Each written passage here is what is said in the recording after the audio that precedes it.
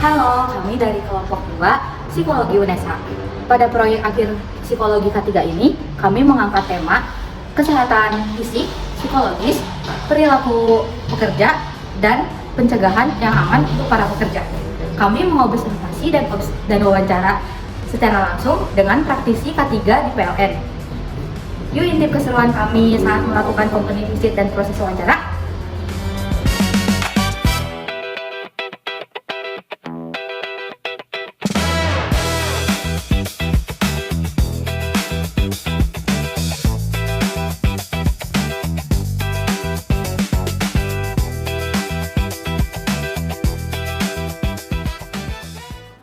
Selama company visit, kami mendapatkan banyak wawasan tentang bagaimana PLN menerapkan K3 secara menyeluruh.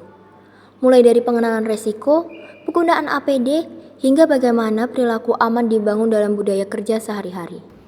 Kenapa kok sarung tangan malah dipakai? Nggak boleh dipakai? Mungkin saya, maaf Pak. Iya, apa-apa. Mungkin takut nyangkut gitu. Benar sekali. Kejadian sih. Tangannya kebelit. Sini sampai ke sini ada yang patah gitu. Tapi untungnya kita bilang untungnya ya. Itu yang kadang-kadang tidak benar, tapi seringkali tak pakai juga. Untungnya nggak sampai patah. Praktisi K3 menjelaskan bahwa menjaga kesehatan fisik dan mental pekerja adalah bagian penting, karena banyak tugas lapangan yang menuntut fokus, ketahanan fisik, dan kestabilan emosi. Kami juga melihat bagaimana PLN melakukan briefing rutin, inspeksi, monitoring resiko, dan evaluasi untuk memastikan setiap prosedur berjalan dengan baik. Di aturan sama aktual di perusahaan harus dijalankan. Jadi kalau di aturan komitmen kayak dari atas itu harus ada kayak kebijakan bahwa tertulis dia ada kita nih di perusahaan PLN menjalankan komitmen K3 tentunya kita pengen sudah ataupun penerapan APD itu ditulis di situ. Dari wawancara, kami memahami bahwa perilaku aman tidak hanya bergantung pada aturan, tetapi juga pada kesadaran pekerja, komunikasi tim, dan dukungan lingkungan kerja. PLN menerapkan berbagai strategi untuk meningkatkan kedisiplinan, seperti sosialisasi, pelatihan, pengawasan berlapis, serta pemanfaatan teknologi untuk pelaporan dan pemantauan keselamatan.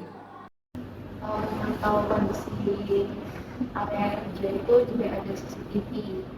Jadi dari situ bisa memantau kalau misalnya ada pekerja yang mungkin tidak memakai APD sesuai, itu bisa dilihat dari situ. Terus kemudian jika ada suatu kejadian yang ada di lingkungan kerja itu juga bisa dilihat dari situ sebagai bukti kita nanti dilakukan investigasi ataupun sebagai bentuk bukti nyata gitu kalau memang terjadi seperti itu salah satunya.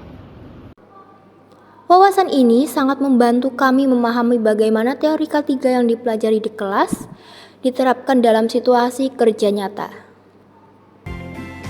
Dari hasil observasi dan wawancara yang tadi, kami memahami bahwa K3 bukan hanya tentang aturan, tapi cara kerja yang memahami para karyawan untuk tetap aman, sehat, dan siap untuk menjalani tugas.